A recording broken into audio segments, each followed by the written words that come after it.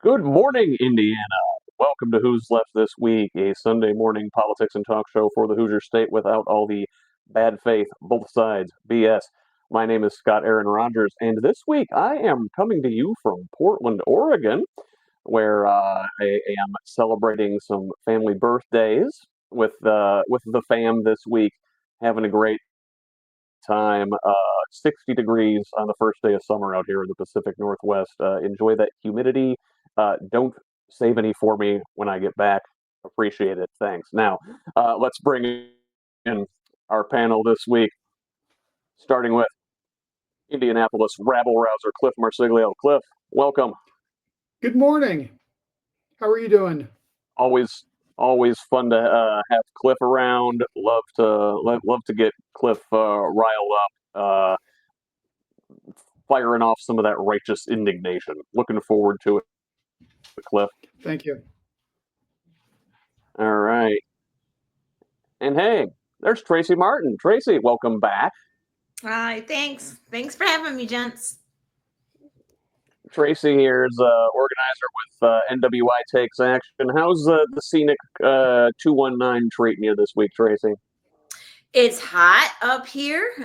We're enjoying it, though. I might try to get out to the dunes, actually, if I can get away from my pool. No, miss the dunes. That is always makes me feel at home. All right. Finally, there is Eric Love. Eric, glad to have you on the panel here for the first time. Yeah, good morning, all. It's great to be here. And good to see you, Scott. So, well, I wish we were getting together this weekend to talk about some more pleasant news. But yeah, let's begin with potentially World War III. So, after about a week of buildup, we talked about this briefly last week when Israel launched a preemptive attack against over 100 sites in Iran, including their nuclear sites. They killed military leaders and nuclear scientists. The Iranians responded with missiles and drones shot at Israel, some of which have gotten through the Iron Dome. There's been damage there on the ground and casualties. So a week of ramping this thing up eventually brought us to last night when President Donald Trump, after saying, well, I'm 2 weeks, I'm going to give 2 weeks to make a decision, after about 2 days, jumps in and the United States military attacked 3 nuclear sites in Iran, and we are on the brink of war. Cliff, how's that make you feel, buddy? I believe we've already been here before, and I thought the mission was accomplished. I don't know which country it was. It just seems like we switch them out every few years, and we decide to attack some brown country in the Middle East to divert things. All the while, we sit at home and watch $300 million worth of bunker busters take out our tuition dollars. Yeah, exactly. Always seems like there's money for war, eh, Tracie? I just got a little dizzy thinking about what $300 million would have done. It'd be nice if we could kind of maybe siphon some of that money back to our Social Security offices so that our, moms and dads can not stand in line on crutches waiting to get help and get their Social Security flowing again. One bomb. Is that basically what we're saying, Cliff? One bomb is $300 million? I was told that 3 sites were bombed. I don't know how many bombs. I've heard it was 300 million. Just for one attack. Oh my God. Yes. Well, you have to count, all the logistics and getting all those planes overseas and everything else. Now I guess let me play devil's advocate and say, well, now that all the stuff's over there, the next one won't be so much. But really, the cost of this thing, I think, is the least of our problems. I'm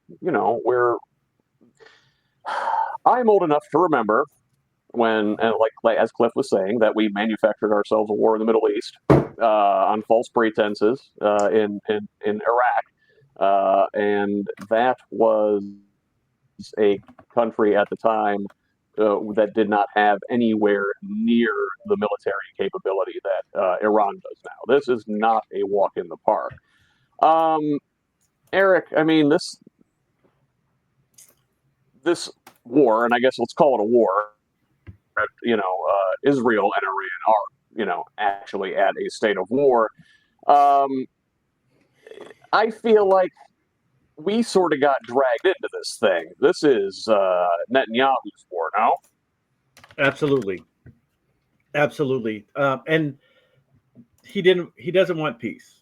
He already has a plan of what he wants to do. There's no there's no concessions in Gaza. There's not going to be any concessions in Iran, and I don't think he's going to stop with the nuclear stuff. I think he's going to keep bombing Iran as well, and we're going to keep helping him for whatever reason.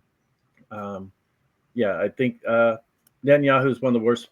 I'll just say he's one of my least favorite people on the planet, possibly my least favorite. I'll just put it that way. He's a war criminal, and I can't believe we're even helping him do some of the things that he's doing. It makes you wonder who is whose client state. For years and years and years after, during the Cold War, Israel was the United States ally in the Middle East, and there to serve strategic purposes, in terms of controlling the Red Sea and the various the Suez Canal and all that stuff right there. But in many ways, I feel like we are the attack dog that gets called in to do their dirty work now when Israel starts mess with their neighbors. Mm-hmm. By all accounts, including from our own Director of National Intelligence, Tulsi Gabbard, who I'm no fan of, but our intelligence community said that Iran was not capable of making a nuclear bomb. And boy, I seem to remember during the Obama administration there was a nuclear agreement between the U.S. and Iran that was working well and was being followed to the letter. And some Trump guy, was it, pulled out of that thing, allowing Iran to further enrich uranium to the point where, if they wanted to pursue a bomb, they could have. Again, by all accounts, they were not on the brink of having a nuclear weapon, but Israel went in and did this preemptive strike anyway. Yeah, and you'll hear this term from me all morning: hypocrisy. And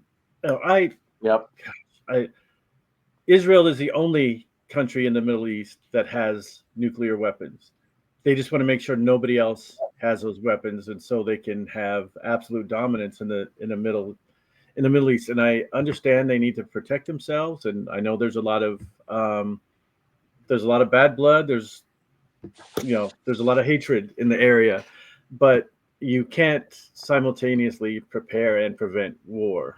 So prepare for and prevent war. So it's just hypocritical that they have nuclear weapons. No one's ever been able to go in and view their weapons and how many they have and what they're doing, but they want to make sure that nobody else can do that.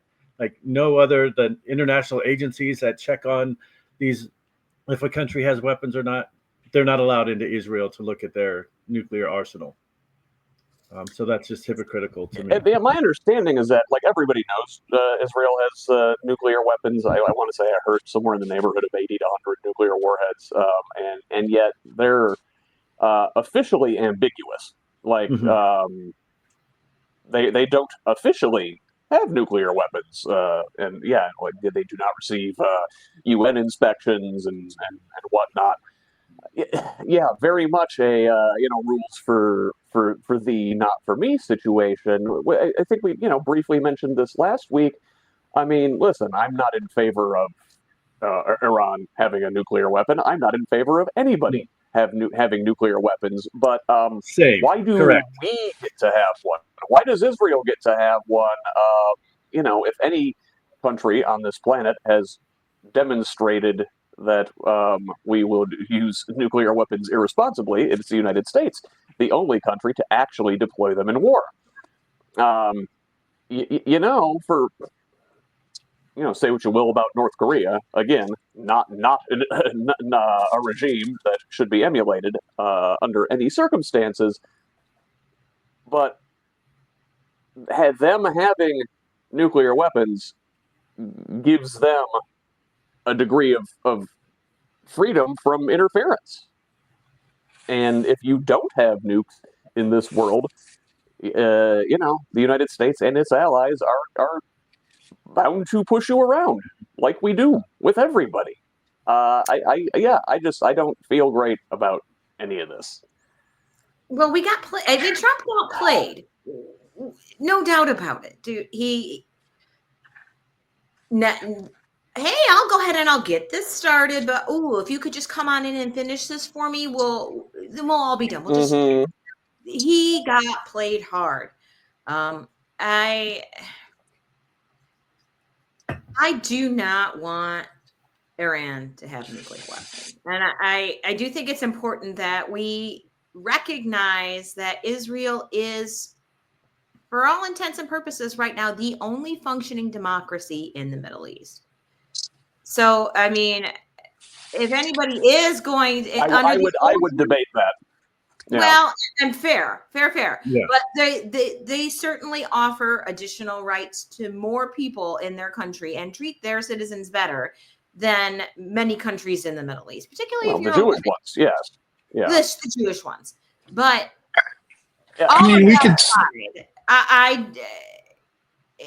there's going to have to come a time when we decide as a nation whether it's our responsibility to arm them. I mean, we've been propping this thing up, and I feel like the United States could have shut this thing down at any time. Said, hey, take care of these folks. We can't be having this apartheid thing. We did it here. They did it in South Africa. We remained allied with them entirely too long through the entire thing. I don't know if we're gonna talk big game about freedom and democracy and human rights. Our allies should be held to a similar standard. I don't know. Maybe I'm just a naive hippie or something. If we're going to talk about democracies in the Middle East, we also have to remember that we've had several functional democracies in the Middle East over the last 50 years. And every time we come around to having one, and the functional democracy says, hey, we don't think we should be giving you big oil or allowing your corporations to come in, we destabilize them and prop up a puppet government, which almost always fails within the first few years and then gives us exactly what we have now. Honestly, if I knew that I was going to have a functional government that was taken over by the US, I would be doing the same thing. I would be thumbing my nose at the US at every single moment because we do the same things to them. Just look at the freedoms look at the freedoms Iran had in the 50s before we put in the Shah. Yeah. Mm-hmm. Yep. It was a thriving. Yeah, then that's so much. Go ahead, Tracy. Oh, no, go ahead.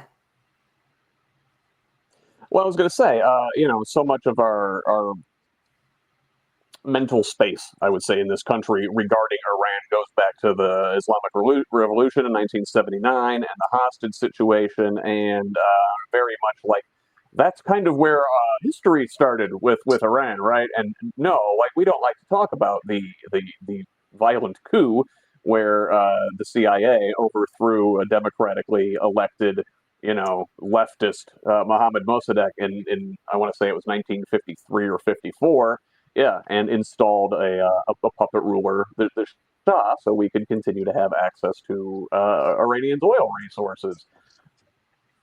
Again, not a fan of religious fundamentalists running countries, but you can understand why people wanted to get rid of the Shah, messy things, messy. Hmm. So all that is going to remain hovering over us for God knows how long. This may be a series of limited missile volleys. This may amount to not a whole much, not a whole lot in the grand scheme of things. This may also turn into a larger regional or even worldwide conflict, and just God, we want to avoid that at all costs. But meanwhile, here at home, life does still go on, and our own little uh, dictator type, Donald Trump, is not satisfied with the state of the ICE raids and number of arrests taking place in the country. Scooping up people at random at work sites and job sites, and schools and daycares and whatnot Graduation isn't enough. ceremonies. Graduation ceremonies, yeah. Trump is demanding 3,000 arrests daily, and had this to say on his broke down ass Truth Social website. Quote, "We must expand efforts to detain and deport illegal aliens in America's largest cities, such as Los Angeles, Chicago, and New York, where millions upon millions of illegal aliens reside. These and other such cities are the core of the Democrat power center, where they use illegal aliens to expand their voter base, cheat in elections, and grow the welfare state, robbing good paying jobs and benefits from hardworking American citizens." There's more. I'm not going to read it all. It's just lie after lie after lie. Yeah, don't do that to yourself. Tracie, they've if you go by the numbers, right? The violent criminal, the violent crime rate amongst immigrants in this country is lower than that of native born citizens. And if you extrapolate that percentage across the supposed number of illegal immigrants living in this country, they surpassed the number of violent offenders a long time ago. They're just scooping people, like we said, off the streets, from work, from schools, from churches. Um, they're grabbing law-abiding folks, right? When is too many? When is too many for them? Like when is it Never. going to bite They're never going MAGA to be in too the many. ass? No, they're never going to reach the point of too many, because that's not the point. What's happening in the immigrant community is basically being done by people that would be wearing a white hood and burning a cross if they could. This has nothing to do with crime. It has nothing to do with people breaking laws. It has everything to do with creating and demonizing a cohort of people for political power. That's all that this is. And they will continue this until there is no political juice to be milked from these deportations, and then they'll move on to another group to marginalize and demonize. Next up will be trans. After that, it'll autistic kids. They'll pick on Black people when they feel like they can. You mean always? Yeah, always. Yeah. Well, so I mean, Eric, this is going to hurt the economy. One would think. I mean, so much of our labor force, particularly in the lower wage sector, where a lot of immigrants wind up working, that stuff is the backbone of the economy, and we don't give a lot of thought to it until that sort of stuff's not working the way we want it to, right? Yeah. Yep, and that's again, Trump is famous. He got the nickname Taco recently because he always backs out, and so now he's trying to carve out an exception for farm workers and restaurant workers, and he hires a lot of illegals Oh that yeah. work Oh in yeah. his spaces. So he calls for everyone to be deported, and then he's like, wait, but not the farmers. Somebody got in his ear, and he didn't think about it thoroughly beforehand, and so now he's trying to backtrack on some of them. But yes, I remember seeing an extensive article um, several years ago. It was about Alabama, where they passed like one of the strictest immigration laws of any state. So all the migrant workers left Alabama, and then all the fruit Oh, I and think it was vegetables, Florida. Yeah, I know what you're talking yeah, about. they Yeah. just rotted in the fields. They tried to hire white people. They tried to hire black people. They could get a team to go in and work for one day or maybe a half a day, and they would like, to hell with Nah, this. dude. They were gone. Yeah. And so all this, Hmm. not only did they lose all the money, but then we don't get the fruits and vegetables, for ourselves. Just the, you know, I don't. It just Yeah. builds Shooting on each ourselves in other. the foot. Yeah. Absolutely, over and over and over again. So LA was burning because of fires, and now they have to rebuild, and now they're chasing all the they're either arresting or chasing all the Illegals. builders away. Yep. I don't know Yeah. if you've been to a Exactly. builder site, but most of them are Latino, all across the country. They're doing that work. Um, so I don't know if they're undocumented or not, but they're doing the work. And if you disrupt that, people are not going to be able to build. So yes, it's going to affect the economy in so many ways. We will we're going to discover new ways as time goes on. You know, Yeah. I just interviewed a member of the Hispanic community up here about ICE activity and what the community is doing to prevent it. And there's like, we're staying home. And he's like, businesses all over the place are struggling specifically because of the economic impact of the immigrant dollar, particularly small businesses that are owned by and frequented by undocumented or just the general Hispanic community. Mhm. So there is a huge economic impact that is just waiting to come and smack us in the face, and it's all in local communities. Our Yeah. economy Well, I'll tell you and our what. agriculture has been forever. Yeah, even real estate landlords who rent to migrant workers or immigrants that now they can't rent. There's nobody to rent to. It's just going to just go on and on and on, and it's not going to help our overall, economic standing. If you look at all the people that were fired from federal government, all the Mm. international students that won't be coming to Harvard or other institutions that feed the local businesses, that Yeah. feed that economy. That's going to affect all the DI officers across the country that have been fired, and that's hundreds and hundreds of thousands of people from the federal government, from the universities that have just been fired and let go. That's going to have a major effect on everything, and we're not looking at what comes next. It's just like, I want to do this, and with no thought to it.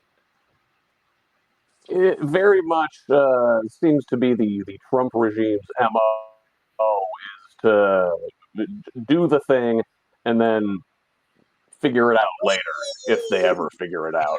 And yeah, and so they make these arrests, might make them feel good, might make them feel like a big man for a little bit, but yeah, you go picking valuable pillars out of communities, folks that are holding up local economies, and trickle all over the country, pieces here, pieces there, pieces here. It's like a Jenga tower, Mhm. eventually that thing gives way if you take too many pieces out. And Um, the taxes that undocumented people pay. Mm. That's millions and millions and millions of dollars, probably that billions. they're never going to ask for back because they are using the IDs that they use. They're never going to see those dollars back. That is free money for us. Mm-hmm. Yeah, yeah, but we always want to frame it in this country as like they're a cost, they're a drag, and that's not true at all. These folks that come in, they work, they do pay taxes. They circulate money through the economy, and yeah, just kind of keep the whole thing going. And without these folks, and it's just, they say, well, if you're in the country illegally, that is itself a crime. No, man, it's more like a paperwork error It's more a than civil anything. crime. Yeah, it is not like a violent crime. I'm fine, yeah, get rid of the violent criminals, but you'll find that there weren't very many to begin with. Right. We're all in favor of that. Get rid of the violent criminals. Stop violent people from coming in. Do that. But when someone's seeking asylum, help them. And you'll also notice that ICE is focusing on Black and brown communities, mostly brown at the moment. They're not going to Slovenian communities in the U.S. where those, undocumented people are, or European immigrants. They're not going after them. They're just going after people of color. So there's extreme racial implications in what they're doing. And I think the reason there's so many undocumented people of color that come to the U.S. is because there's racial implications in the process to become a citizen, right? If you're from Europe, you can get in much easier. And it's not about your intelligence, your education, or what you can contribute. It's about skin color. And it's important to know, very sadly, with these undocumented people. I spoke with a volunteer immigration attorney recently about this, and she's like, my people have documents. I mean, you're not kidding, Scott, when you're talking about this being a paperwork error. A lot of it is just they don't have the right forms, and that is an undocumented immigrant who's then deported to some fucking gulag somewhere. Like, these are not people that are coming in and saying, I want to break as many laws as possible. Screw you, immigration. They're coming in and they're doing the best they can. But for them, there's language barriers. There is access barriers. Maybe they can't get into the form they need because it's only in print. And that office is now closed because, hey, it's been understaffed because of all the layouts. All of these cascading effects on people who are just literally just trying to like live and breathe and do their normal thing as human beings. These are not people that are actively trying to flout these regulations because they don't believe they apply to them. These are people that are trying to keep up with regulations that change and have access to things that they don't have access to. I had a brother-in-law, or I because have a brother-in-law who 5 years ago spent a year in ICE prison. 5 years ago, a year. He is a naturalized or he is a legal resident, not a citizen. He was an asylum seeker 40 years ago. Never took the time to get his citizenship, and 5 years ago, Trump had him in prison for a year. No way to talk to a judge. 1 hour a week to be able to talk to an attorney. Oh my And God. at the end of the day, a year and a month later, he saw the judge, and the judge spent 15 minutes to say, case dismissed. Apparently, he's going back to court in August and maybe scheduled for deportation once again. Ridiculous. I wonder if maybe the liberal community should start looking at the economic impact of all of this legal work of our courts. Just because the fact that understanding that these are living, breathing human beings just does not seem to matter to vast swaths of people. Does that? Yeah. How much is it costing us to take normal people like your brother-in-law, Cliff, and throw them into this legal mangler? My family spent somewhere between $50,000 and $70,000 for the lawyer. That would pay off my house. And what is it costing our government to have this ramped up machine of stupidity grinding our workforce perpetually for no reason? How much is that costing us? Like, do we have any clue? I couldn't even begin to put numbers on this. I imagine. You know what? You make a really good point that for a lot of folks, yeah, the fact that these are human beings with hopes and dreams isn't going to move the needle for some people, and it has to hit them in the pocketbook. And that Which uh, the fact that that's a what our good country place. is now makes me sick and furious. The fact that our country has no moral core anymore, it makes me want to spit fucking nails. But at this point, I'll do anything to stop that because it's so morally reprehensible what we're doing to millions and millions and millions of people. So of saying, hey folks, this is too expensive. Do you really want to fuck with your neighbor like that? I'll do it. Yeah, did you see the? I think it's. Go ahead. Oh, I was going to say it's going to take economic actors, I think, to make these cases. It's going to take companies and organizations pointing out the way that these raids and the just the uncertainty around immigration in this country is going to affect their bottom line. The people with a lot of money, that tends to be the people Trump listens to. And so, in a way, it was heartening to see a very prominent organization push back against ICE this week. And the Los Angeles Dodgers did just that, denying ICE. ICE says it wasn't them. The Department of Homeland Security says it was Customs and Border Patrol. It's all under the kind of same umbrella. So I guess it maybe doesn't matter whose acronym was on the back of your shirt, but the Dodgers denied federal immigration authorities use of their stadium grounds, which the Dodgers have previously had a working agreement with maybe LAPD or the LA Sheriff's Department for law enforcement to use the parking lots and things for staging and whatnot. The Dodgers said, no, not this time. We do not want ICE in our community. The team was expected to announce plans to assist immigrant families who have been affected by these raids. But after the incident at Dodger Stadium, they did postpone that announcement. Hey, Tracie, you're a baseball fan up there. Cubs or Sox up there in the region for you? I'm sorry, Scott. I would love to pretend that I'm a baseball fan, but I am really not. I stay out of that. And if I did, I would have to say Tigers because I'm a Detroit girl and we love our Tigers. Okay, well, I'll tell you what. I'm a South Side. When you live near the South Side, and if I went and I said Cubs, somebody would club me in the back.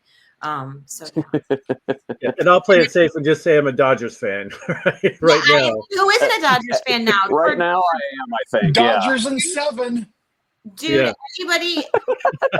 Okay, guys. To be a little serious for just 1 second, we have seen time and again now, and this is the most heartening thing when companies or big organizations take a principled stand, they have benefited from it. Target is reeling, and there's a reason why. And, Costco is reaping the benefits of that. I'm very interested to see if the Dodgers taking this stance then has a ripple effect in other franchises. And if so, Godspeed, friends. I'll go sit at I would go sit at a Sox game for hours just to show support for that. And I know there's a lot of people that would do the same. I think so too. It's very important for organizations that have a platform, and especially the kind of a visibility, a team like the Dodgers has. If you remember a couple months ago when the Trump administration was shaking down all these law firms, and they were all rolling over one by one until one of them stood up and said no, and then some of the ones that previously had rolled over were like, oh, okay, hey, never mind. You can grow a backbone. You can, but you know what? people, there are people like me that are taking notes. I know exactly who rolled the F over. And the lesson needs to be applied to everyone. You Yeah, cannot. absolutely. We need to reinforce at every juncture that complicity is not acceptable, and you will pay a price. Yeah. Did you Exactly. see the start of the FIFA games in Miami? A couple of just over maybe a couple of weeks ago. Um, ICE was outside the stadium, and inside the stadium was almost empty. Like they were stopping so many people, and we have people coming from all over the world as soccer fans. This is FIFA. This is a world soccer tournament that the U.S. is hosting, and Oh my God. people couldn't get in to watch the game. Now others are canceling their trip to the U.S. Different countries are putting U.S. Um, as a warning country not to go to, and it's affecting all of that. Not just the FIFA games, but all the economic impact, the positive economic impact that it could have in all the cities that will be hosting FIFA for the next month or so. Well, it's really interesting. Like when you make vast swaths of humanity feel uncomfortable and and targeted in your country and unsafe, they kind of Several tourists have Yeah. been arrested or detained in New York. There was a woman from Chile who was dragged from her daughter, and they're on vacation. Yeah, I wouldn't want to Ridiculous, come here. insane. Yeah. Why would you risk it? You can. Yeah, and we're supposed to host the World Cup next year, right? We're talking about FIFA. It's the Club World Cup right now, which isn't, nearly as big an event, but World Cup next year. Mm-hmm. Wait till we try to Well, put it in our next hosted Olympics. between the U.S., Canada, and Mexico. Yeah, I mean, boy, We'll never get approved again. who's going to want to come here? Yeah, I mean, we're just going to wait till Saudi Arabia gives Trump $5 billion personally and then builds a stadium out there like he's doing with all his golf courses and tournaments. Yeah. Yes. The quite a money laundering operation they got going on there, if you ask me. But I'm not an attorney or a forensic accountant. So, a couple quick hits before we move on to Indiana stuff. Trump, who is deporting American citizens, causing havoc in American streets, and bombing foreign countries, was nominated for the Nobel Peace Prize by Pakistan earlier this week, who cited his, quote, decisive diplomatic intervention following several days of cross-border skirmishes between India and Pakistan. The worst regional fighting there since 1971. Those are a couple of nuclear-armed countries. You notice no one really pushes them around. So listen, question. Let me offer this to the group real quick. Obviously, the man does not deserve a Nobel Peace Prize, but he really, really, really wants one. He's been talking about it for years. If it would get him to ride off into the sunset and just go away, would you give him the Nobel? no. Because he won't go away. No, seriously. Where have you been, Scott? No. He will eye something else that he wants. Yeah, that's a fantasy land. If I've ever heard one, he'll be like, wee, more. No, nothing will satiate his appetite for attention. I had a theory years ago where when the liberal media loved him and loved his asshole routine because they thought it was only an act. That's not an act. It's not an act now, but during his apprentice days, do you think he had ever actually fired somebody in person? No, he's a coward. Yeah. He's doing it because he's getting Somebody else do that adulations. for you. So I had always believed that if the liberals would have gotten behind him and said, "We love everything you're doing, please do," Right? we could have taken the narrative. He has no allegiance to anyone but his ego. If we use his ego toward, at this point, fuck it. I want to see the man. You know what? we're on a live show. I'm going to stop where I'm going with that. I But I would like to see him leave permanently. Yeah, and I love where you're going Yeah. with this, Cliff, because like that revisionist fantasy of what would it have been like had the Democrats gotten to Trump before the Republicans did is really a fascinating game to play. Because can you imagine a different world where he saw a path to attention and power that was paved down a liberal road, and it could have been so different. Now, I And don't think we were wrong. I mean, you have to Yeah. have, Yeah. you know, you have to be, you have to have some standards in life. But can you? If his attention had just wavered in one other Yeah. different, I don't know if that guy had a face turn in him. This is the same guy who also this week complained about Juneteenth, which I just added and isn't in the rundown. So pardon me, but I wanted to throw this in here. that's not. He used to be, Trump he used to be complained. pro-abortion. He used to be super liberal. If Trump had if somebody had come up to Trump and been like, hey, if like Obama had embraced him, and again, this is not Obama's fault. I don't give a shit what people say. It's not his fault. Trump is not Obama's fault. Let's all be clear on that. But if somebody had come up and been like, hey, you should run as a Democrat, we'll embrace you. We have enough rapists running as Democrats as it is. Yeah. I shouldn't laugh. We're Is that a segue to Yeah. Indiana? We'll get there. Oh yes, we are. We're going to get to that here at the end of the And, show. But but this week, Liberals Trump can be complained about trashed just as Juneteenth. much as anyone else. True. Yes, we can. Trump said about Juneteenth, quote, "Too many non-working holidays in America. It is costing our country billions of dollars to keep all of these businesses closed. The workers don't want it either. Soon we'll end up having a holiday for every working day of the year. It must change if we are going to make America great again." And Eric, you pointed the story out. Thoughts? Yeah, and he made that comment on Juneteenth, which has only been a holiday, I think, for 2 years.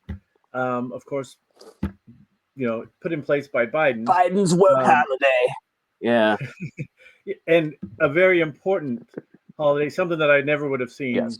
I never would have anticipated happening in my lifetime. But it did mark the freedom of slaves, particularly in Texas, who 2 years after the Emancipation Proclamation, the word finally got down and said, by the way, you guys have been freed for 2 years. And so instead of being angry, they actually celebrated. Okay, we're free. It should have happened 2 years ago. And so it grew across the South, and now it grew nationally, and it's celebrated internationally now and is a federal holiday. I know that the federal government has been ordered by executive, I'll say command, executive orders not to celebrate these holidays, but really? it was celebrated all across the country. I was just we've had 2 or 3 of them here in South Bend. Notre Dame had a Juneteenth celebration last week, and yesterday the community had one. And so, yeah, he doesn't mask his his bias or his racism at all when he announces things like that, especially on a Juneteenth holiday. But however, if we suggested a holiday for him, like his birthday, and a parade, that would be okay, because that's what the American people want. Yeah, American people will take any holiday. Like, I don't get offended if someone says Merry Christmas, Happy Holiday, Happy Hanukkah. If it's a holiday I want to celebrate. Like, who doesn't want a day off? Listen, we don't have nearly enough. The Europeans know how to have a good paid holiday. We should maybe guillotine more people, and then we'd have some more paid holidays. I don't know. Just throwing that out there. Hey, there wasn't all bad news this week. Friday, a judge ordered Mahmoud Khalil released from detention. This is the Palestinian Columbia grad student and activist who had been detained since March 8th. He was the first person arrested under Trump's crackdown on students who led pro-Palestine rallies on their campuses in response to the genocide in Gaza. Marco Rubio issued a memo specifically about this one kid, saying that he should be expelled from the country because his continued presence would harm American foreign policy. This guy's been in jail for 3 months. His wife is a U.S. citizen. She was pregnant and gave birth without her husband there next to her during his detention. Khalil said upon his release, quote, "Justice prevailed, but it's long overdue. This shouldn't have taken 3 months," end quote. Everybody is glad as I am to see Mahmoud Khalil out of jail here, Cliff. Oh yeah. Again, having a brother-in-law that was in ICE prison for a year, it's horrible. The conditions are shitty. If it's anything like it is in Chicago, you're pretty much in a cell by yourself with nothing to do, no reading materials, nothing. Oh An my God.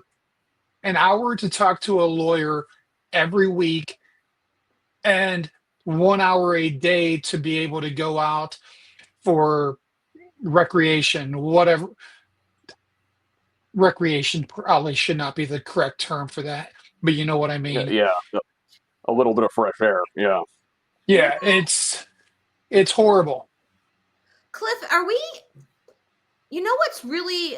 I wonder sometimes if, like, if maybe this is naive, but to me, the idea, conditions in ICE prison, it's something that's not on a lot of people's radars. Like, we're not really hearing a lot about that. Is that Because people are afraid to talk about it? we have made it clear that we do not allow journalists to see what's inside. We don't. Freedom of Information Act does not count for what's inside there. A lot of times they're run by third parties who say, we're not governed by the government because we are a third party agent. Therefore, we have no oversight. And usually those third party government or third party businesses, Like private contractors. private contractors are sitting there and they're doing it exactly to the letter of the law, designing their prisons the way the law intended, often being built by the US government and handed over so there is no oversight. We need to get more people like your brother-in-law to testify to their experiences inside these facilities. I know that is a huge ask because that puts a target on your back. But man, He's already being retargeted once again after having his case dismissed with prejudice. This should not have come back. It's the same case. Dismissed with prejudice means the judge said there's no merit to this case. It's gone. Unfortunate. And so, well, that's just about the good news in the legal rulings portion of the program this week, because Judge Matthew Kaczmarek, a far-right ideologue who previously attempted to ban the abortion drug mifepristone, this week struck down federal abortion privacy rules. The 2024 HIPAA Privacy Act, let me try that one more time. The 2024 HIPAA privacy rule that was implemented by the Biden administration was intended to protect patients in jurisdictions where abortion or gender-affirming care is illegal, and prevents disclosure to their local authorities, the private health information if they have sought care, like, abortion care or also gender-affirming care in places where those procedures are protected. So this Kaczmarek guy, who, again, is a far-right ideologue, the Alliance Defending Freedom is a Christian nationalist legal organization. they got this case in front of this judge specifically so he would overturn this. If it stands, it would allow authorities in states like Texas, but also in Indiana, to obtain the medical records of patients who obtained care in legal states. So if you go to Illinois for reproductive care, if this is allowed to stand, Todd Rokita, the Indiana Attorney General, can get that information from across state lines. Very Todd's, dangerous precedent. Todd's already wanted to build a registry within Indiana. He's Yeah, a scary yeah. son of a bitch, man. I'll tell you. Straight Handmaid's Tale with these guys. It really it is. It's this. Luckily, I'm done with babies, so this is something that I don't have to worry about. But you know what? I mean, I have a kid that can carry a child, and yet these are things that we should just not have to worry about. I don't know. We had these freedoms. Yeah. Why it's such a topic of interest to the Republican Party. And I guess I'm wondering, like, maybe as these other horrible things take precedence, like, are we losing the focus and attention on this super important issue? Because I don't know about you, but I really don't like the idea of women bleeding out in parking lots because they're terrified to go get their miscarriage treated in an emergency room, like, or they're being refused care. And that's still where we are. And we've got Todd Rokita here governing and promoting himself as God's champion. It's just, how do you even begin to address this thorn of issues? Yeah, I think about. Go ahead, Scott. Go ahead, Eric. I haven't heard you in a minute. Yeah, I was just going to say, I think that there's a certain population, Catholics and others, who absolutely are against abortion. I don't know anyone who's pro-abortion. Most people are pro-choice, but anti-abortion, and that makes sense to me. But I don't know. I think that there's a lot of people on the right who don't have the same religious conviction, but they see the abortion issue as a rallying cry politically, and it's been working for them for years and years and years, and that's how they get people to the polls, and they put that as like a major, that like they're pro-life until birth, right? If a child is born black or gay or disabled or poor, all of a sudden they lose their value at birth. But before they're born, they're so valuable. And I'm not promoting abortions. I want to promote healthy discussion with a doctor and someone who's qualified to do that and allow people to make their own decisions. I also think that if there was any law that would restrict men and what they do with their bodies, it would never, ever happen. Oh, dear God, no, absolutely not. Right. No, women are the sex that are privileged to have their organs and other aspects of their lives directly under the gaze of the government. Nobody would ever reach up inside a man's body and say, you can do this or you can't do that. But, why I was hoping, and I know this is, again, a naive hope, but I had hoped that as the right found other rallying cries, now that they've achieved so many of their goals in regards to women and repression and the abortion issue, that perhaps we would see some slackening off on this topic but nope, we're still doing No, we're talking about how we can keep going on with these far right ideas, these far right quote unquote Christian ideas. I'm a Christian. I believe in my religion. I cannot understand where they're getting their viewpoints from, because this is not the church that I grew up in. My church cared about anyone who showed up, and we were going to accept you for who you were. We're we're looking at it in this state. We have a governor who says if we got rid of interracial marriage, it would not be a problem for him. And he said that should be a state's right. How many states in this nation would ban interracial marriage tomorrow if they could? I could probably name 10 of them. Absolutely. They would in a heartbeat, because of the fact that it would be such a wonderful way to get their base energized. And of course, we just celebrated, or some celebrated, Loving Day, which marks the anniversary of Loving versus Virginia, the Supreme Court case that legalized interracial marriage. At least one of us on the panel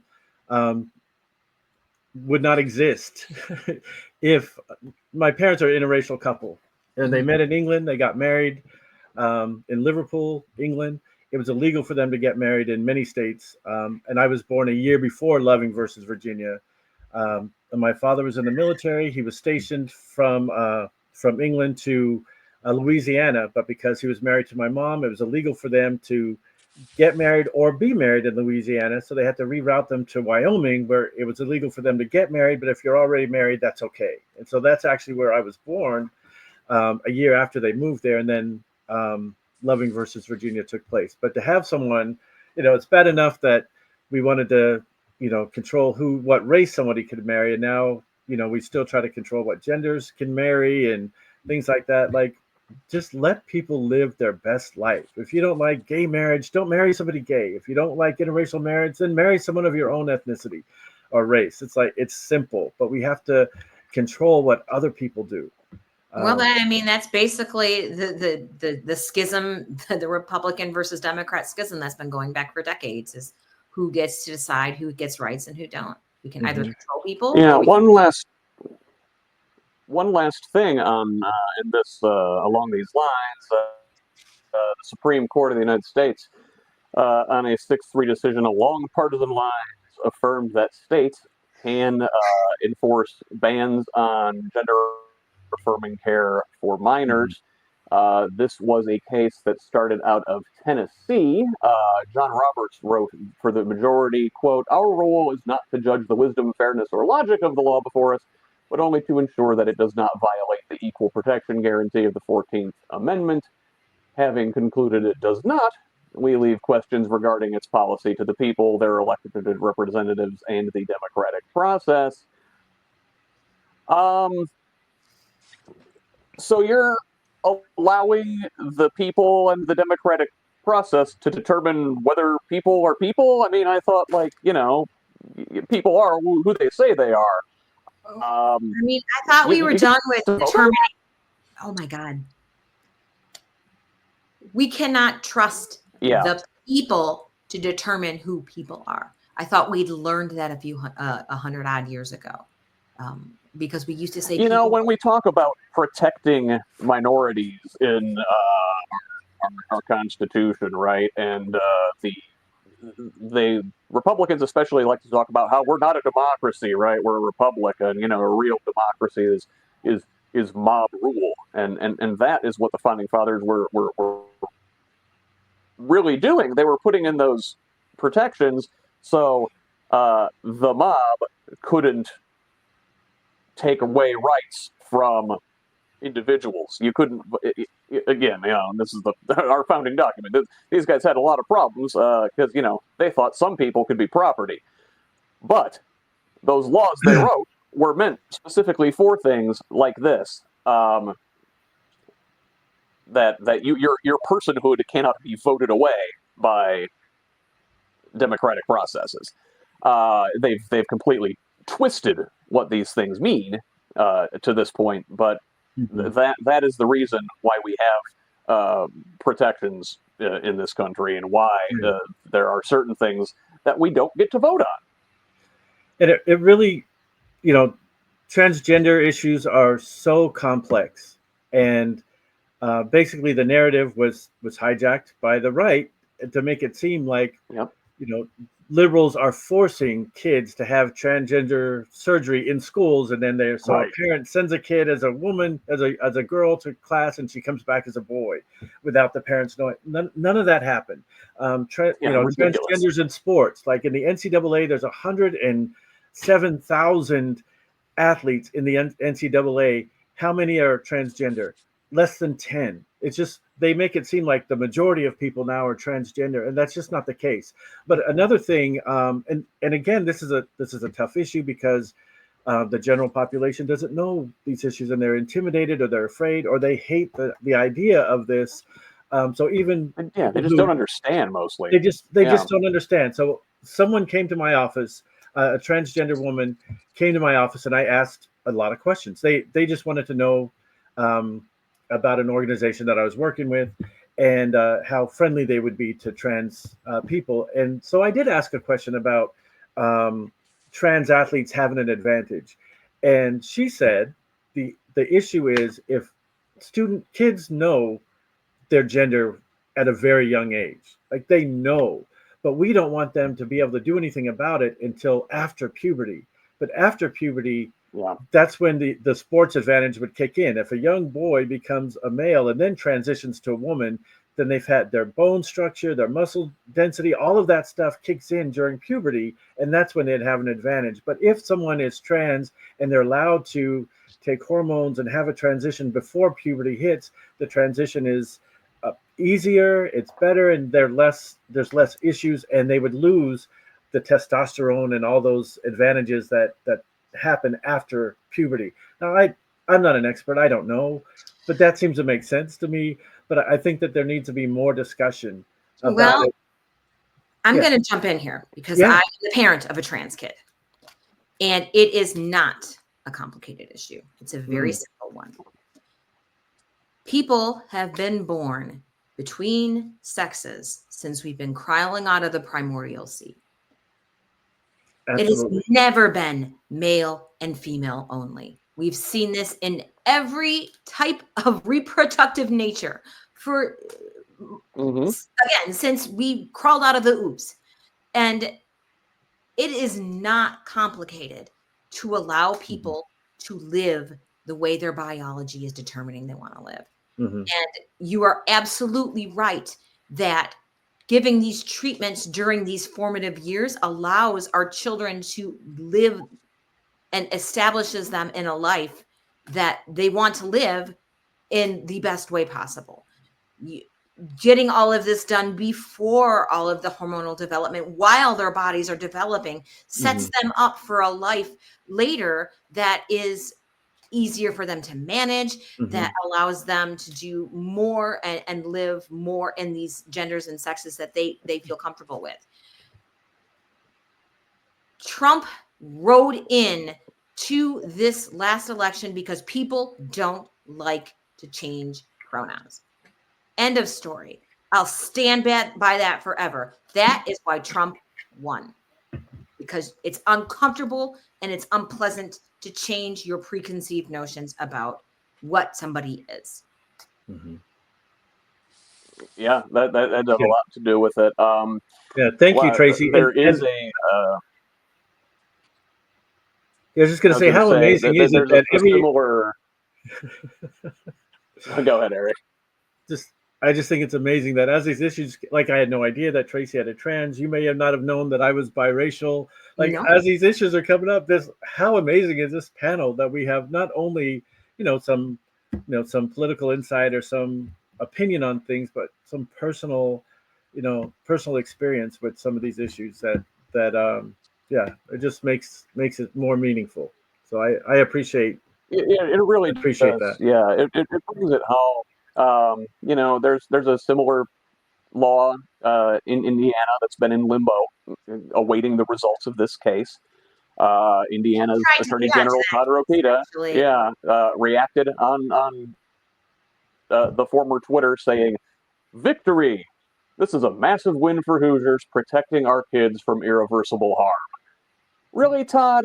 Like, what about the irreversible harm of being forced by the power of the state to live in a body that doesn't match who you are? See, There is care available and approved by parents and doctors and people, who actually know what's going on. Todd Rokita doesn't know anything about trans care. He just knows how to be a bigot. and people think that being like, we're up in Chicagoland, and people think that because of that you can go to Illinois, you can get that taken care of, and you cannot. These laws first came down right when my kid was asking for some transition care, and I mean literally like within weeks, and I called every hospital, Lurie, every single major university, and even with Illinois' guarantee of, we'll protect our doctors against overreach from Indiana and prosecution from Indiana. Nope, they just won't do it. Their legal department still will not allow that care. And if you've ever seen a kid going through gender dysphoria, they can't go and look in the mirror. There's things that they can't do because they're so, I don't understand that experience, but it is profound and it is real. Nobody chooses to feel uncomfortable in their skin because it's convenient or they want to win a soccer game. It's deeply uncomfortable and it impacts every aspect of living. So I cannot talk about, again, even more how upsetting it is to think that we were so close to living in a world where our kids could be free to be themselves, and that just vanished overnight. And I gotta stop. I'm gonna get. Yeah.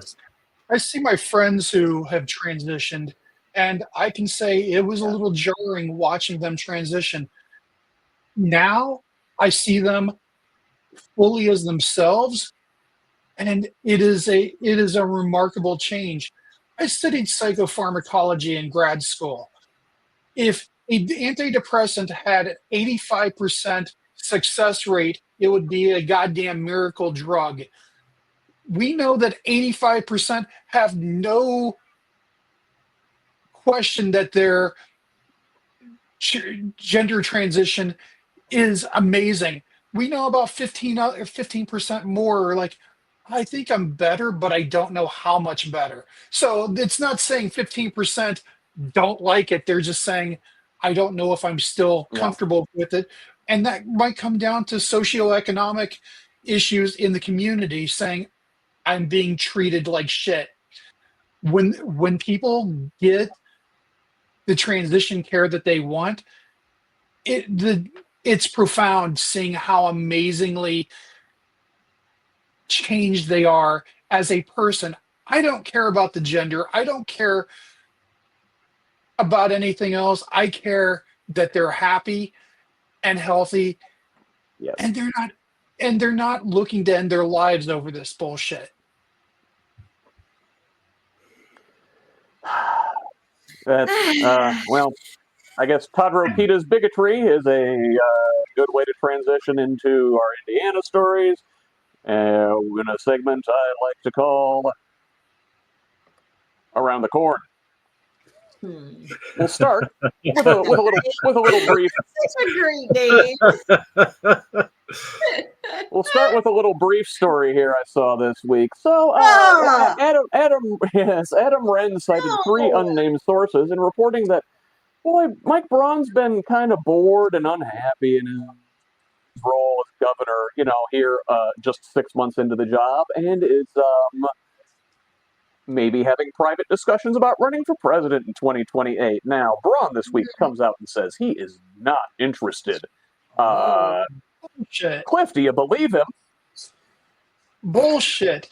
Every middle manager thinks that they can excel to the top, and he is absolutely the middle manager we do not need. The If he mama were- middle manager.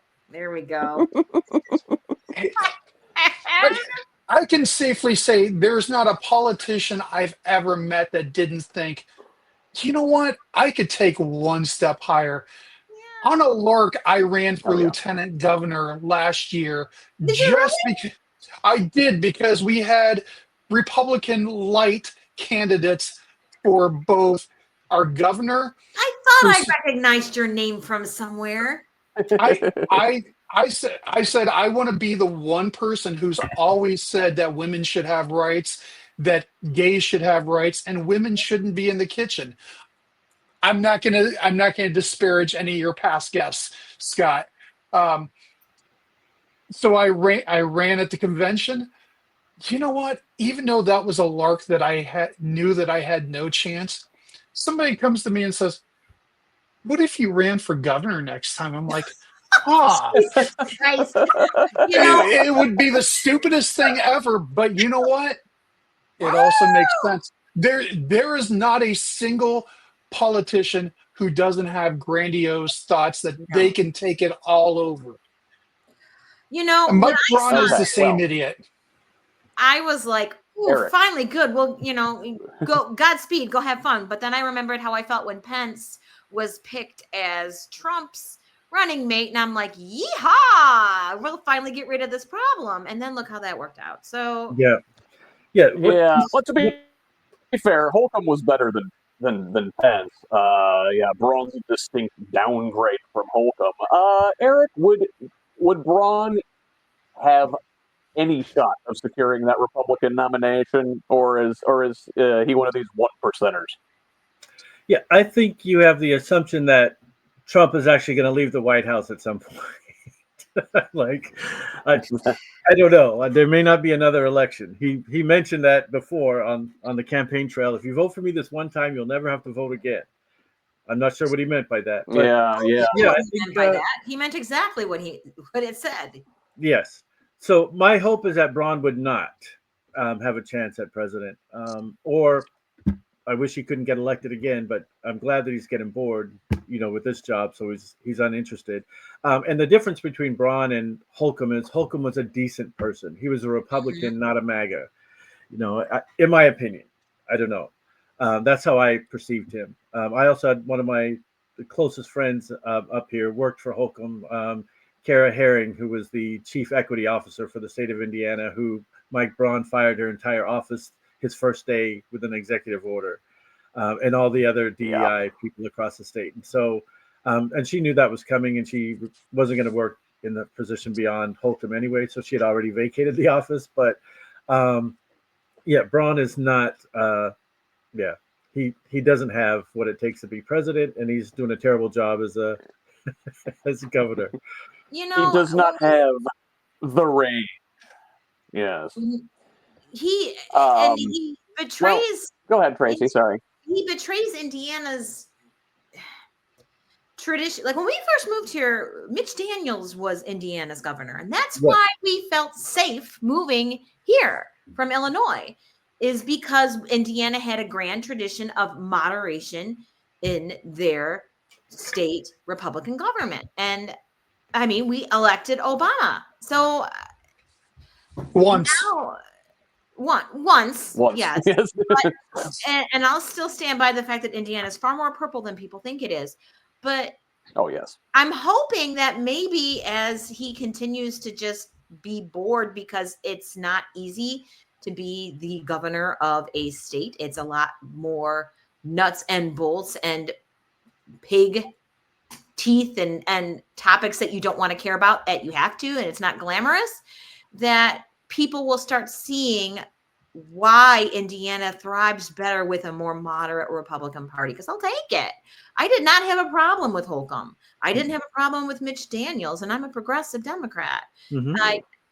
I liked the Indiana that forwarded that moderate values. I'm hoping that maybe as he continues to fuck shit up, we'll go back there. Do you think that's ever possible? Well, I think there were a lot of problems with those guys in the first place. Although I would, I would take Holcomb or Daniels in a second compared to Mike Braun. I mean, who? But yeah, those guys can't skate because they paved the way here. True. Fair And enough. so in addition to Mike Braun, they paved the way for clowns like Diego Morales, who was getting grilled by the state budget committee this week. He was asking for $10 million in new spending authority in his office. Now, he's nearly doubled the size of his office staff since 2022. He's awarded no bid contracts to campaign donors. Spent $90,000 on a luxury vehicle using state money. He's traveling to India and Hungary, jet setting all over the world for personal appearances and missing We important prefer him out of the state country. business. But not on our fair, but tax we aren't dollars. paying the guy to be here doing work. And Morales, took all the criticism and doubled down, saying, "quote I won't apologize. My work ethic is unmatched. I arrive at the State House by 5 a.m. every day. Nobody outworks me." Well, I think to Clif's point, yeah, maybe we wish you weren't there at 5 a.m. outworking everybody doing bad. So, what do we think? Should Diego get his $10 million, or should he find that maybe in the cushions of his $90,000 state-bought luxury SUV? That one. All right, so that's our little quick hit on Diego. I do want to spend the rest of our time today talking about the continued mess in the mayor's office in Indianapolis, which we've been following here. I think every week we've been doing this show. New developments this week as another city-county councilor calls for Mayor Joe Hogsett to resign.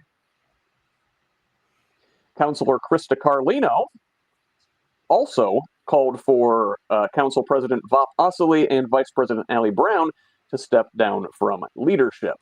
All this follows a finance committee meeting this week where the councilors debated and then approved paying the final $300,000 legal fees to Fisher Phillips, the law firm that conducted the investigation into sexual harassment in the mayor's office. Now, this investigation really only focused on Thomas Cook, the mayor's former top lieutenant, omitting creepy behavior by the mayor himself. Now, many people believe that the mayor and his allies on the council, namely Osili and Brown, influenced the scope of the investigation. Carlino joins Jesse Brown and Andy Nielsen as fellow Democratic councilors calling for Hogsett's resignation. So, first of all, now, Clif, this is right in your wheelhouse. Are we reaching critical mass here with Carlino now calling for Hogsett's resignation? Is this the one that, bursts the dam open? I don't think it is. Not yet. The problem right now is we have a large block of people within the city council who have gone out of their way to defend the mayor at all stops. We have people like we have Carlos, who pretty much made a statement saying, "You know what? Sexual harassment's what you do as a man." Wow.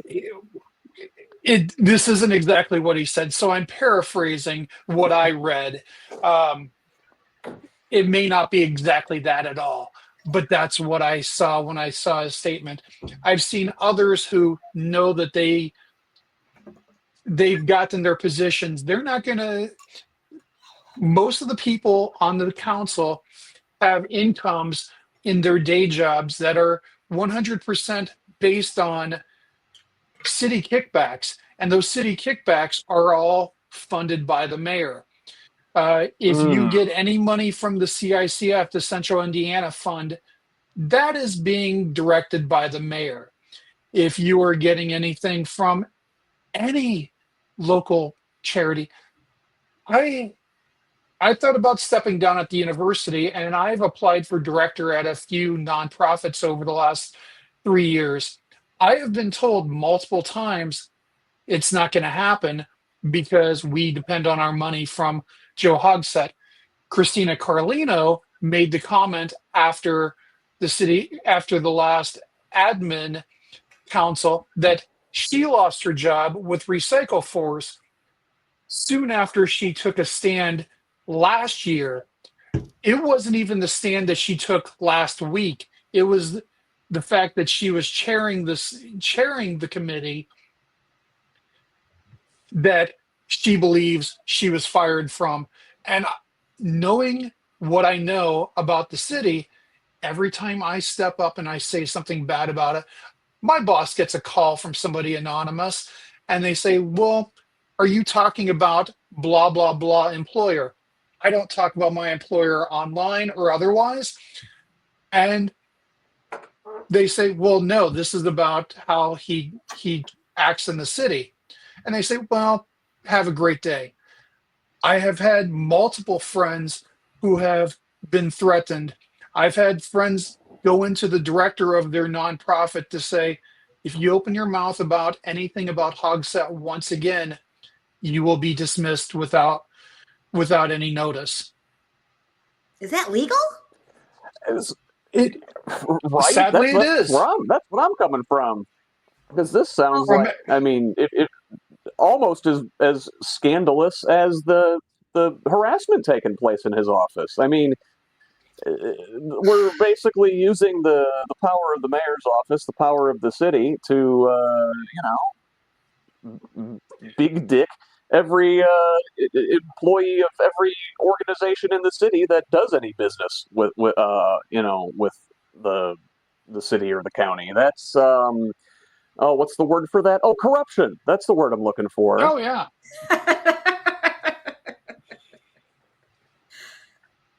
So the drama continued.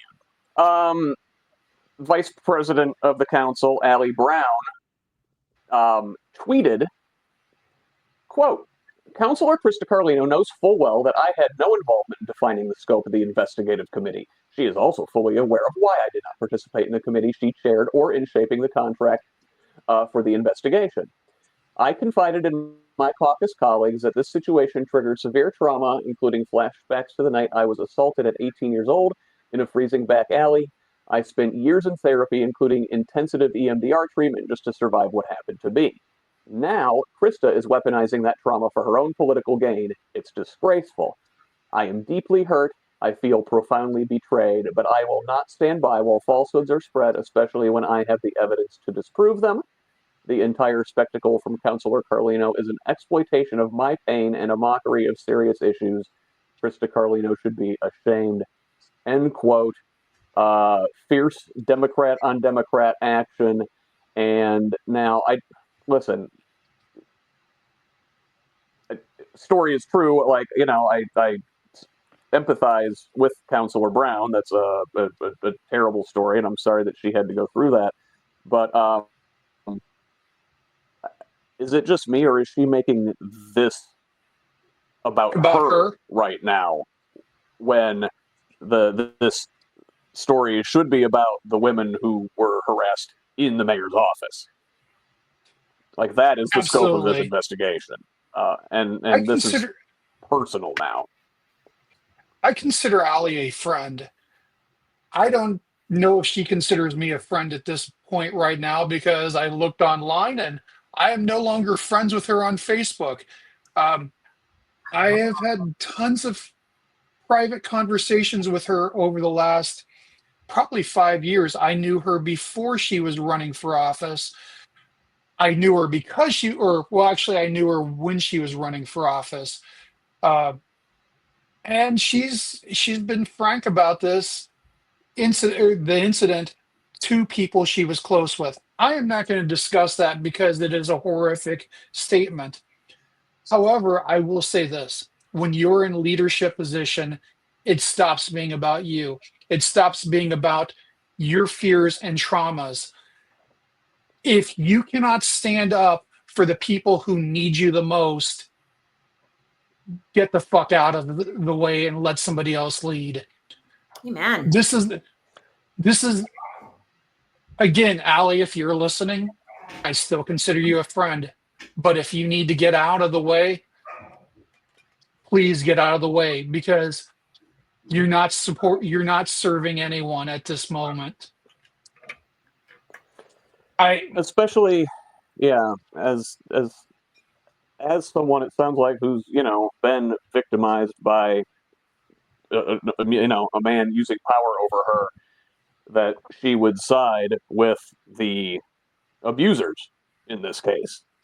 Friend of the show, counselor Jesse Brown, pointed out in response to this tweet by Allie Brown that he, Jesse, was removed from the Democratic caucus on the council for calling out a Democratic colleague by name, and wonders if the same standard will be applied to Miss Brown here, who publicly called out Ms. Carlino. Eric, do you And have I any can say, thoughts on this? Yeah, I've been really removed from being up north. I know that Tracie's up north as well, but I haven't heard much about it. I learned about all these things from your previous podcast. Yeah, and Eric, I'm watching this because up here, we have Chicagoland politics, and we see that, and we know what dirty mud is. But is this Cliff Scott? Is this like Indianapolis? Is this how things roll there? Because oh yeah, okay. we've Yeah. had several cases over the last several years that involve sexual harassment. We had one Republican who was accused of something. By all means, he was actually one of the moderate Republicans, somebody that I could talk to. Within 3 days of the allegations coming out against him, he said, "You know what? I'm out." So he said, "You know what? I've been accused of this. This is the right thing to do. We're leaving."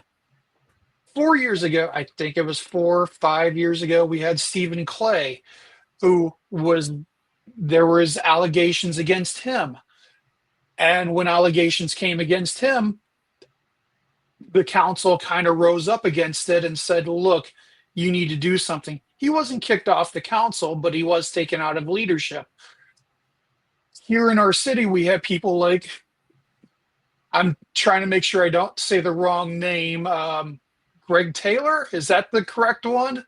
Yes, it is Okay, Taylor. Yes, I want to make sure I'm not using, because I almost said the wrong name before, where he has been I did accused that of. before as well too.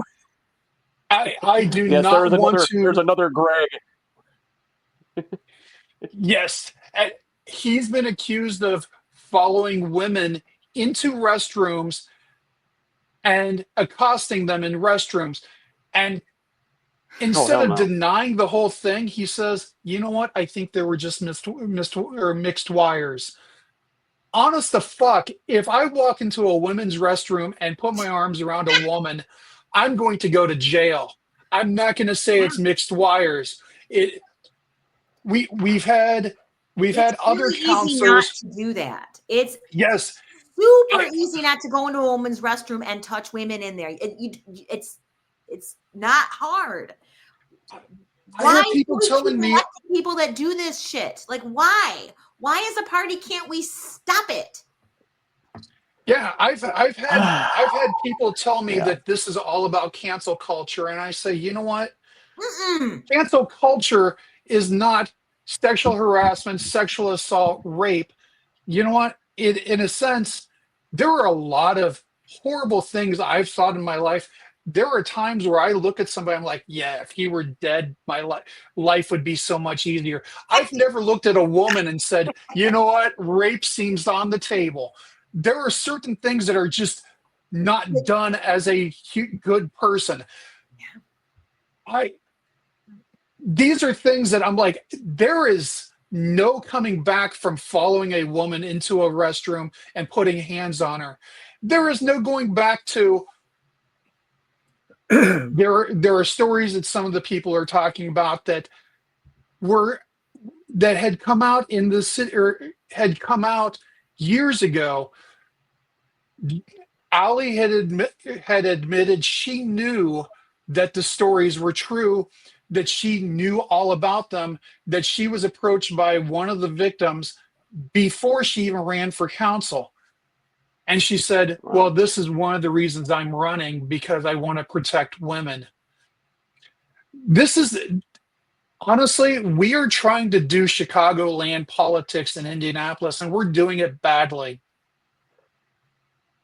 Yeah, no, you make a good point there, Cliff. The thing is, so much of the money and the power in the Indiana Democratic Party there is centered in Indianapolis. So what happens in Indy really percolates through the whole state and winds up infecting the entire party. And as an Indiana Democrat that wants to, see us win and do well, but win and do well for the right reasons, and on a good platform that'll make people's lives better, not to win and hold power just for the sake of winning and holding power. Right. This is one ruining the whole brand. It makes Democrats statewide look bad, and then you especially when you get things like Indiana Democratic Party Chair Karen Tallion's statement this week in response to this, which, by the way, entirely too late. She should have had comment on this weeks, if not months ago. But and I'm going to read her whole statement because it's a doozy. So she says, within days of each other, I watched two startling events unfold on video. U.S. Senator Alex Padilla was strong-armed out of a Republican-controlled press conference by law enforcement, shoved to the ground and handcuffed. Americans watched in outrage. At the June 9th, 2025 City County Council meeting in Indianapolis, controlled by Democrats, multiple women were forcibly shoved out. Watched in outrage. Both of these incidents were appalling to watch and excruciating to acknowledge. Okay. I have seen peaceful protesters be silenced and bullied by police, judges, and law enforcement officers. America witnessed the civil rights movement and the Vietnam War protests as people like Alabama Governor George Wallace and Judge Julius Hoffman became symbols of oppression. Forcibly removing people from a public meeting is not the way we fix our problems and settle our issues in a democratic society. This applies to both parties. Councillor Bob Osley has hopefully learned a valuable lesson in how not to conduct a meeting. Unlike Kristi Noem, however, he apologized. Let's digest that portion of her statement before we move on.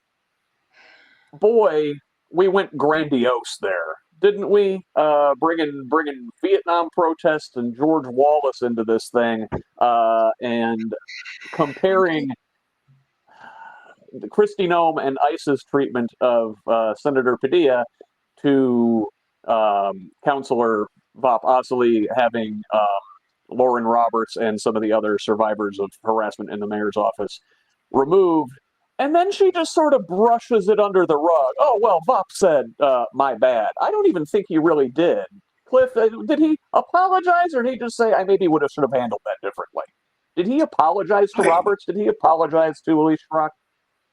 There is no apology that I saw. I was in the fracas that ended up everybody, like about six of us, being escorted out of the room, out of the building, off the property, because no one would stand up for the women. Only two men stood up for the women to say, this is wrong. I didn't see a single city councilor, including Allie Brown, get up to say shit. I did not see anybody say anything. This is wrong. Vop has been doing this for months. He has been doing this, escorting out people protesting for things such as Palestine. Do I think Palestine needs to be discussed in a city council meeting? Personally, no. However, that's what people wanted to speak about. And I saw two people in wheelchairs power lifted out of the room in the last year. Wow. Just manhandled. What I saw last Monday was horrifying. I saw a sexual assault victim get manhandled, where she made the statement that she had not felt this roughed up since she was hurt by Thomas Cook. I saw Ms. Schrook get groped multiple times by an officer as he's trying to pull her out, and Vop just smiling. I was 3 feet away from. Actually, I'm not going to call him Vop. He calls himself Vop as voice of the people. That motherfucker does not speak for the people. It is Samuel Osley. Samuel grinned. He smiled. He did incredible flourishes with his hands. Is like, look at what I'm doing. I'm so powerful. Fuck you, people. You are insignificant. Fuck him. He should be out of the council. He shouldn't just lose his leadership position. The man has gleefully harmed people. And his apology was never an apology. It was, I'm sorry I got caught. I'm sorry that you think that this was wrong of me. Maybe we could discuss how I could do the same thing in the future without offending all the people. Yeah. So it sounds like Osley is really the mayor's muscle is the way he's doing, and using his position as council president to protect Hogsett. Talion's statement continued by detailing a list of actions the Indiana Democratic Party has taken to prevent this sort of behavior within their ranks. Now, she says in 2024, then IDP Chair Mike Schmuel took positive action and began the task of creating a code of conduct that would govern the state party, its employees, and other members of the Democratic Party. This code of conduct was adopted by the State Central Committee in December of 24. So, following the March 2025 party reorganization, as the new chair, I, Karen Talion, immediately appointed members to the newly formed Ethics Committee in coordination with the Rules Committee. The Ethics Committee promptly created a procedure by which complaints involving code of conduct violations could be submitted and reviewed. With regards to the conduct of Thomas Cook, the Indiana Democratic Party wholeheartedly condemns sexual harassment of any kind and believes that the institutional culture that perpetuates this should be finally rooted out everywhere. We believe everyone should feel safe in the workplace. No formal complaint against Cook has ever been filed with the party. The party has taken the following steps to provide a safe working environment. 1, unionized our staff with the contract listing code of conduct parameters. 2, retained an outside human resources firm. 3, updated our employee handbook, which we require all employees to sign. 4, required all employees to complete sexual harassment training. 5, created the code of conduct ethics committee and formalized a process to review code of conduct violations. Included a list of sexual harassment training partners in the refreshed county party handbook, and put a procedure in place for handling these kinds of allegations. She closes by saying the Indiana Democratic Party exists to elect Democrats across the entire state of Indiana. Thousands of Hoosier Democrats are doing dynamic work every day. County chairs across the state report that Hoosiers are responding in great numbers to the abominations of the Trump administration. Yada, yada. Our focus is on improving the lives of Hoosiers by electing Democrats. So I have thoughts on this lengthy statement, but Tracie, as the resident woman in our panel here today, what do you have to say about that?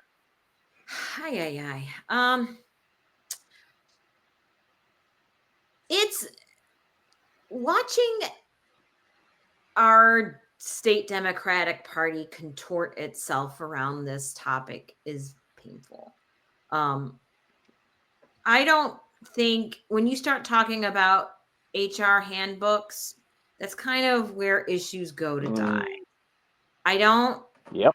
I think that's really what they're trying to do. I think nobody likes the look of what's happening in Indianapolis, but nobody wants to unseat the current mayor. They just don't want to do it because it comes up with all kinds of mess after. I think the idea is people are scared of who will follow. I don't know if there is a risk that a Republican could take over in Indianapolis or not, but that's what I'm really smelling here is that people are really wanting this issue to go away. They don't want to discuss it. They don't want to draw attention to the fact that we have yet once again elected a white male that harasses women. And they and Carrion is in the unenviable position of having to try to manage that mess. I mean, you have to tune it out at some point because, you know, like there's not really any substantive action taking place here. And I think that that's going to be the continue to be the trend until there's until there's something so horrific that pops up that you can't ignore it anymore. Yeah. Eric, correct me if I'm wrong, but this whole thing kind of seems like typical squishy establishment Democrat hemming and hawing. It's a list of statements, and it's like, yeah, we put procedures and policies in place, and we have to, you know, sign paperwork and do trainings. It's okay, Karen, great, but like, yeah, can we just do the thing? Yes. Listen. You've worked in large organizations, doing things like, you know, trainings and whatnot. You know, these things are important, but at the end of the day, it's not sufficient. Like that can't be it, right? Right, and I think that there's a couple of things came to mind as I heard you talking about the case and the response and the letter. One, there was a time when the U2 movement just came out, and Al Franken, remember, was you know an old video clip of him. He was a comedian, and you know it was inappropriate. He just stepped down, and there was a time when people had no due process. Like you were accused and you were gone. Your careers were over, whether it was in politics or in entertainment or whatever.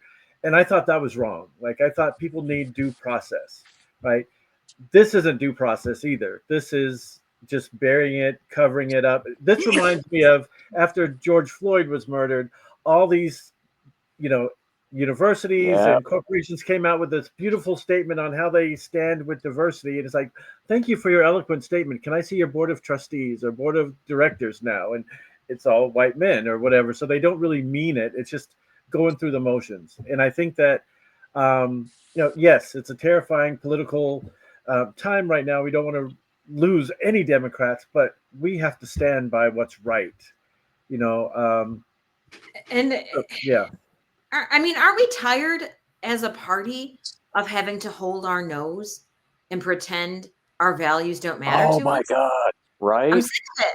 You know, I don't want to ever again. And I'm not going to apologize for saying, nah, dude, you can't grope women in the bathroom. Right. You know, you can't discriminate against gay people. You can't discriminate against trans people. You need to let people live, and you can't discriminate against migrants. Like I'm sick of it being in the case of political expediency and to appeal to a centrist audience that we can't say that these things aren't okay. And that's basically what we're trying to do as a party in this state because of the fact that we have so many centrist Democratic politicians and they're desperate to keep their districts in place. And at some point, we have to say it's not okay to do that anymore, that we have to stand by the values we believe in. That's the thing, Tracie. You know, it's a statement, right? The stereotype about Democrats is like, oh, we'll issue a strongly worded letter, but never actually do the thing. Well, here is her, you know, mealy mouth, weakly worded letter, and the last paragraph kind of conflicts with the entire body of the letter. She's talking about, you know, the party existing to elect Democrats across the entire state. And, you know, our focus is improving the lives of Hoosiers by electing Democrats and beating Republicans. And listen, if we can't distinguish ourselves from them with, you know, their crappy behavior and their retrograde attitudes toward women, how are we going to win races if people think both parties are the same? You know, if you can't stand up and just do the right thing, how are you going to elect Democrats if people think, you know, all you have is a strongly worded letter and no action? It's self-defeating and I don't know, myopic nearsighted. I don't know, man. I was not super happy with the new leadership in the party when it was selected, and I've had really no reason to come around on that since. You know, Karen, We cannot keep doing things as Democrats in Indiana the same way if we want to turn the ship around. And I feel like we've been doing things the same way. We're just waiting on Evan Bayh to walk back in the door. no, and I think what's really so I have, being involved in politics up here, and we have a lot of cross the border collaborations. We know Democrats that like have moved over here from Chicagoland, and they see the party and they're just shocked by the way that we run. And the reason that we run that way is that we are a party that has become accustomed to losing. And we don't know anymore how to operate as a party that knows how to win. And to be fair to Karen Talion, she, I'm not going to lie. I wanted Destiny. I was pissed when Karen was floated to the top and some of the ways that occurred. But that said, Karen Talion was a badass before being a badass was awesome. She, she was really there for workers. She was in the trenches and she did that before it was popular. But that said, now she's in a position where she really needs to start setting the tone so that we can start winning. Because I'm really tired of being asked to go door knock for candidates that I really don't feel comfortable supporting. And I'm not going to fucking do it. I'm not doing it.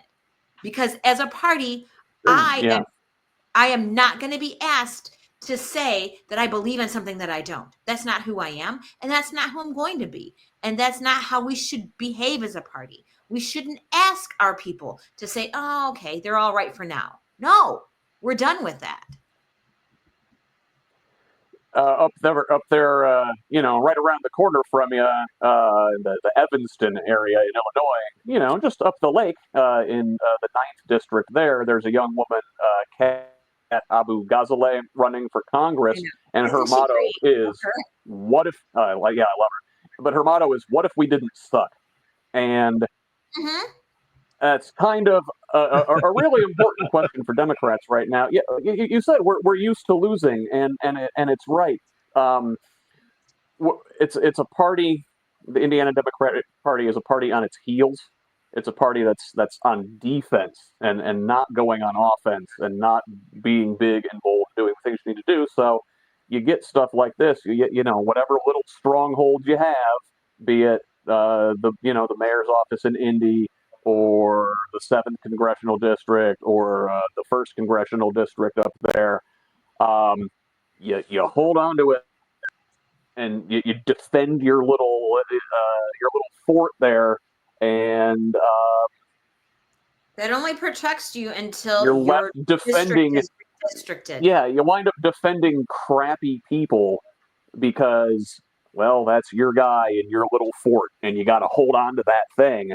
And it really is taking the small victory and completely eschewing any potential to get the big thing.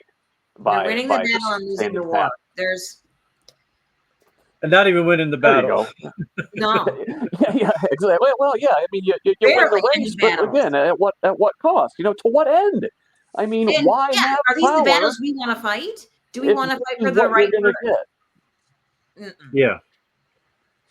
And it really does. It makes the rest. Joe Hogsett is the most prominent elected Democrat in Indiana.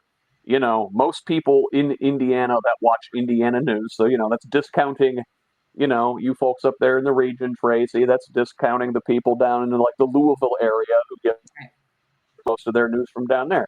People who are watching Indiana political news, when they think a Democrat, it's Joe Hogsett, and that harms all of us. It harms our brand as a party. It harms it provides opposition a gold mine of messaging nuggets that they can just throw around like candy.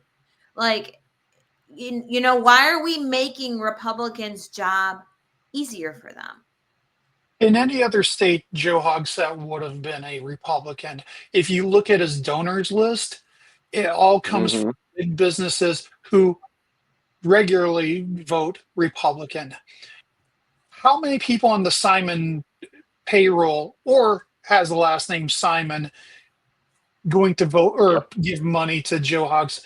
I've debated that man twice, and everybody in the news said you had substantive statements where Joe just said, we're staying the course. He has no policy other than I'm going to give corporations what they want. And in politics, money is everything. And when you have billionaires, you have the folks from you have billionaires in Indiana giving him money. Yeah. Well, Cliff, now wait a sec there.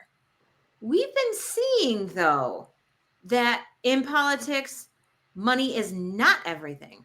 Look what happened when Elon Musk decided to muck around with his money up in Wisconsin. That backfired. If we had a Democratic Party that was not back Right. on its heels, they could use that shit to their advantage. Here So, in our city, we had Joe Hogsett with something like 95% of the money for our city council, or like 95% of the money of all the candidates, council wise, federal, state. He was doling out the money. If you wanted to run against, or if you were running in the state, in the central Indiana region, you had to ask him for money. And if you wanted to be on the door knocker that was being hung, the backside of the door knocker said, vote for Joe Hogsett. I had about 7 city councilors who came to me and said, look, I cannot publicly support you or else I will lose all the money I have. The Democrats have to stop taking money from horrible people. We have to stop taking money from billionaires. We have to say, look, in places like Indianapolis, we're going to win regardless. We don't need $300 million put into our campaign because all that's doing is pulling in corporate Democrats. Yeah. and why not turn Indianapolis into the perfect place to make that stand because they're so low risk? That's what I'm not understanding about what is the rush to Oh, protect. trust me, I've been working on this. I've run against I think Joe this is Hogsett in the past. Well, I wish I could vote for you. I think this is typical Thank you. to large Democratic cities everywhere, and really any place where there's like a safe Democratic seat. Money, oligarchical power finds its way in wherever it can. So normally, yeah, the Republican Party is their preferred vessel, but in places where the Democratic Party is kind of locked in, you're going to find money flowing into these conservative or centrist Democrats because that's how influence is to be had in those jurisdictions. So, yeah, you get folks who are basically Republicans with a D next to their name, like Hogsett, and if you look And then at we're it happened in surprised when they Chicago behave too. the way they The, behave. the dailies were very much like that. Rahm Emanuel was like that. I think they got a good one there now, but money is always going to come for progressives and trying to run them out of there. So listen, hey, we've been here for almost 2 hours today, and I really want to thank you guys for sticking around and for this extra long, jam-packed show. And I wanted to give all of y'all on the panel.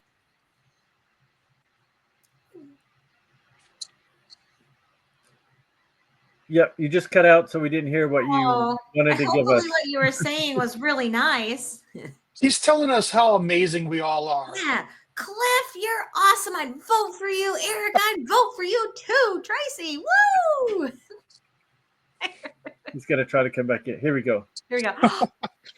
Nope. We're all agog. What did you say about us? We can't No. I think, was he going to tell us that we can each have a closing statement? Maybe, I don't know. Maybe he was going to tell us Yes, he was that's going what to it spend was. his money. Oh, okay. Okay, yeah. Closing So statement. I did. There is something I didn't get a chance to say last week on a show. I can't remember the gentleman, but was just talking about voting and getting people out to vote and make because so many people are discouraged and there's all these voter restrictions.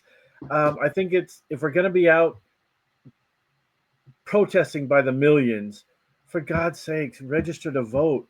Make some tangible political clout out of all of these statements. And I'll just give a Yes. little history.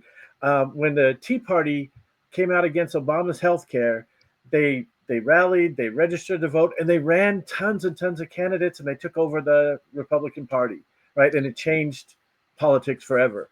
We had Occupy Wall Street. It became an experiment in leadership and you know, no political. It even went global, but no tangible political change came of that. So George Floyd was murdered.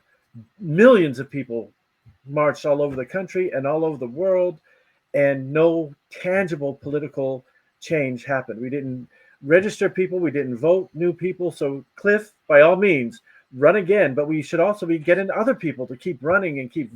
I want somebody more competent. Okay, There fair are enough. more competent people than me. Fair enough, but we have to run people, right?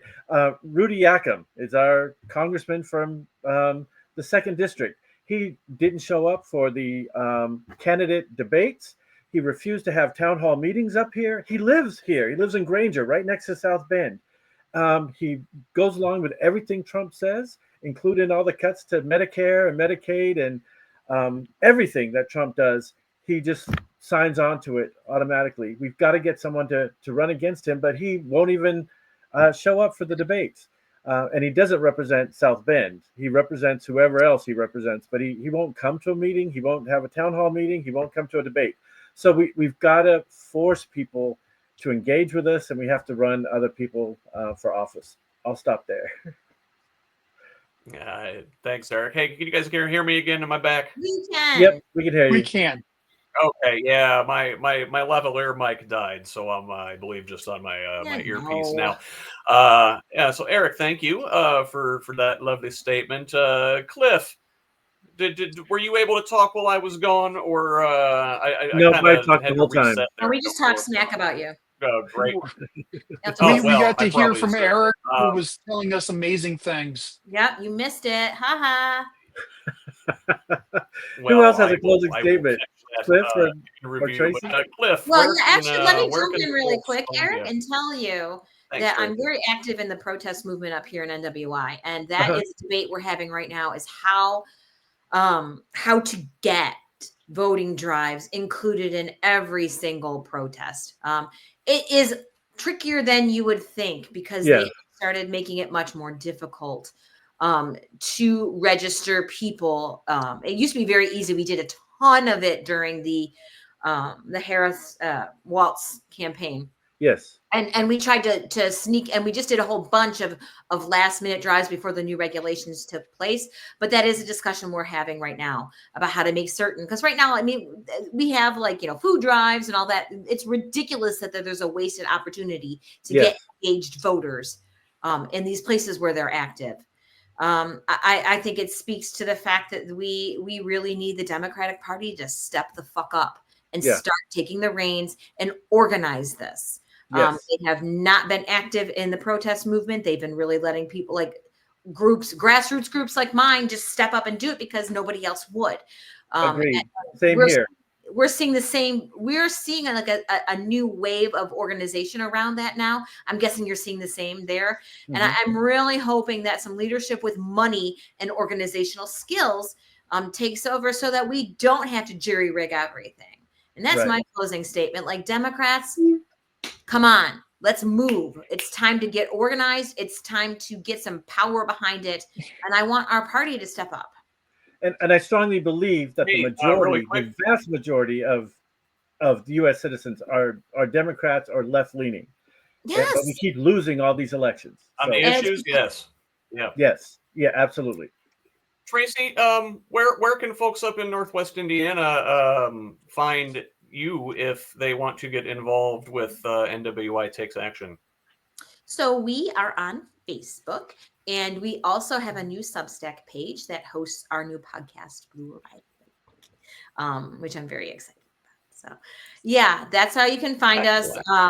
We do organizing. We're sort of a community center. We started out as the Facebook page for our Harris Waltz campaign office up here in Gary. Which helping to organize that. I was a small part of that office, but it was probably the best experience of my life. Oh my God, a whole other podcast. But Thanks for yeah, that work, that's where you Tracie. find us.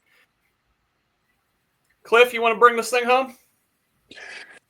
I'm just happy to see all of y'all here. I'm glad to have talked with you. I'm glad to have met you, Eric. Glad to have met you, Likewise. Tracie. Same. Scotty, always glad to see you. I want to see you in person again soon.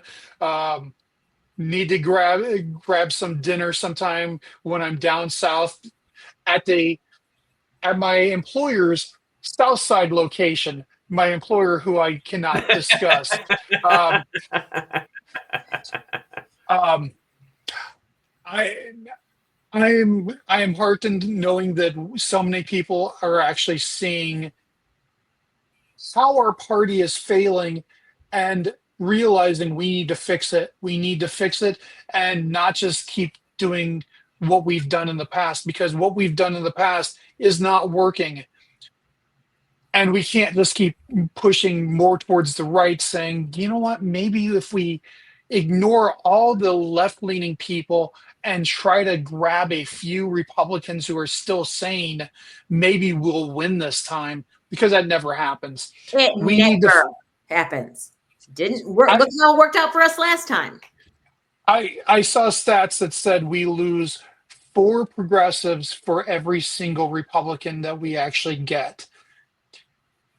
I want to be focusing on numbers. I'm a numbers guy. I want to see what is our best chance of winning. We're focused on the status quo, and I feel like I'm in a great group who believes the status quo is not working. So thank you all. Thank you, Cliff. Thank you. Appreciate all of you guys being here today. Tracie Martin, Eric Love, Clif Marsiglio, love all you guys. Thanks for joining me here on Who's Left this week. Thank you all in the audience. We'll be back next week. And until then, love each other, Indiana. All right. Thank you so much. Thank you. Guys.